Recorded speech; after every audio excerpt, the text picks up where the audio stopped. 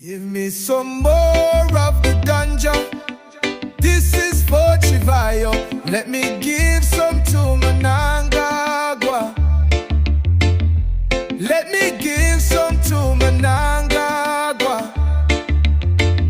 Chivayo was burning the mind.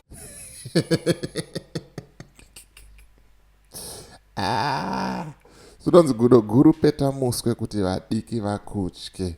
A good leader always lead by an example. But ukaona zvasvika pazvasvika apa uri munhu mukuru waakutsurwa nevana vadiki ende vana vadiki vacho vachikutaurira chokwadi magara moyo, ziva kuti you have lost respect, wakundikana.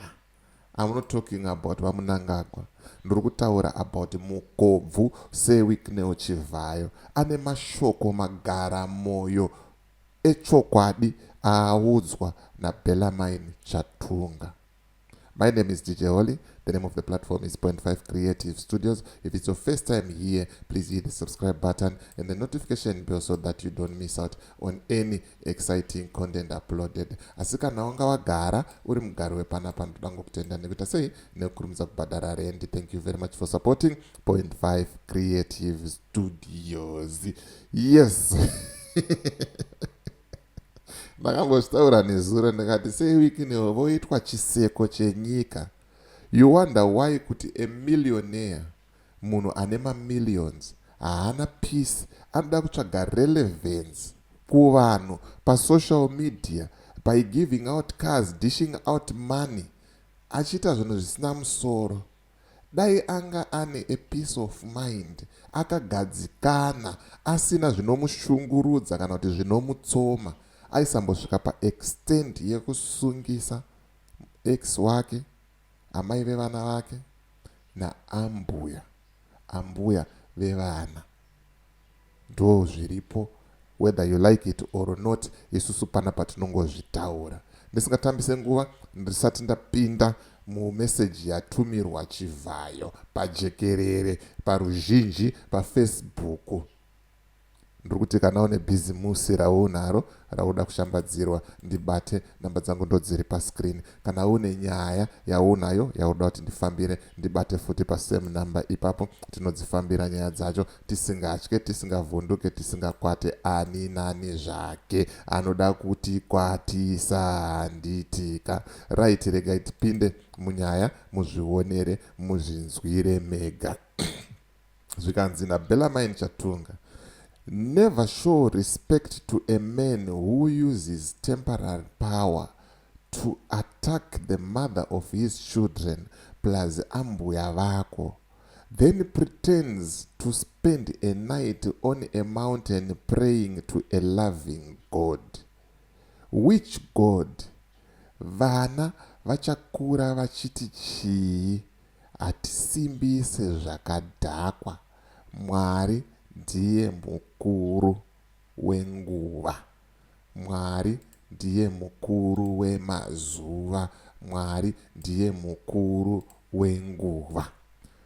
Mamanzwa mashoko ataurwa nemwana mudiki. Mwana mudiki ari kuudza Sewicknell Chivayo nemaZimbabweans mazhinji kuti usafa wakaremekedza munhu anoshandisa simba rekanguva kadiki diki kuataka amai vevana vake naambuya vake. Oenda kumasuo oti ndarara mugomo. Johannes rika mugomo, chakazoti chikazoti mugomo. Ari kunamata Mwari werudo. Mwari upi iyeye? Wakomana, zvimwe zvinhu hazvidi kana mufundisi izvi kuti auye achikuparidzirai. Zvinongoda wisdom nerevelation kuona kuti mufana uyu ashandiswa naMwari apa. Mufana uyu ashandiswa naMudhara God zvaari kutaura izvi. Hapana, hazvitombode kana muprofita izvi. Hazvidi.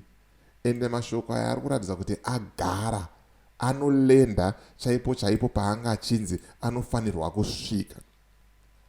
Zvikanzi naSewicknell, uyu handichamupindure, imhondi, ndingapfuurwe ndikasiya vana vachiri vadiki. Uyu handichamupindure, imhondi, ndingapfurwe ndikasiya vana vachiri vadiki. Anonzi magaramoyo. Anogara chaipo chaipo paangafanira kunzi agare, ndo paaenda. Hazvina kuperera ipapo, nyaya yaramba ichipfuurira kumberi. Zvikanzi naBella Mine, aiwa mufana wangu, aiwa ndizvo chaizvo zvauri kuita, uri kumubata panonaka. Zvikanzi pain goes straight to mukuru wekuvhara vanhu kumeso nemota.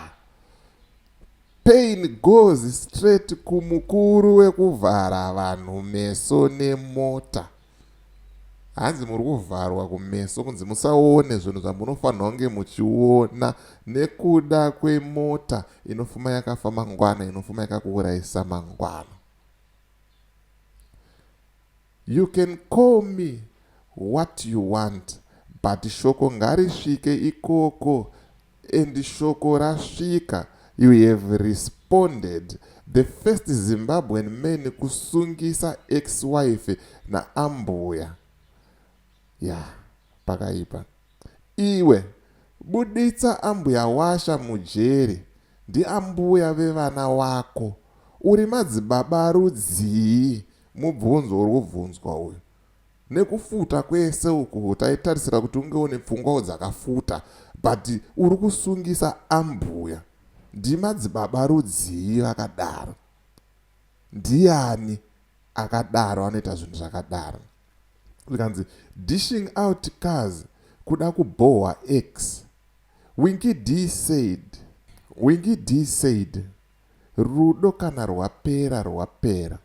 Usafaite iko katsika kekuda kufikisa wawasiyana naye murudo.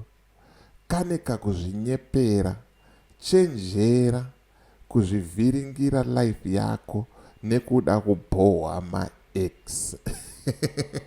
Mababa kotwa munhu asingadiwe nemukobvu. Kanzi itai move on baba, hatisimbise zvakadhakwa. Usabate vanhu kumeso nekuvatengera mota. Hakuna madzibaba anosungisa amai vevana naambuya. Hakuna madzibaba anosungisa amai vevana naambuya. Makavaona kupi vakadaro? Vaazongopedza zvake achiti aiwaka, nhasi tiri kumarondera paari kuita programu rake recharity. Muri yeZimbabwe muri kuzvionawo sei? Zimbabwe muri kuzvionawo sei? Pakaipa ukaona mayouth akutaura zvinhu zvine musoro, akuona zvinhu zvakadai so, woziva kuti kwatiri kuenda senyika kwakajeka, because ruzhinji ruri kuombera maoko, ruri kusimbisa zvinhu zvakadhakwa. Zvanzi naBella Mine, hatisimbise kahunhu ikako, hatisimbise zvinhu zvakadaro, mbapedza zvake, full stop, zvopera zvakadaro. Isa comment mucomment section, wotaura mafungiro ako, wotaura maonero ako. As for me, DJ Holly, and the rest of the crew behind the scenes, to this bye for now. Let's meet in the next video.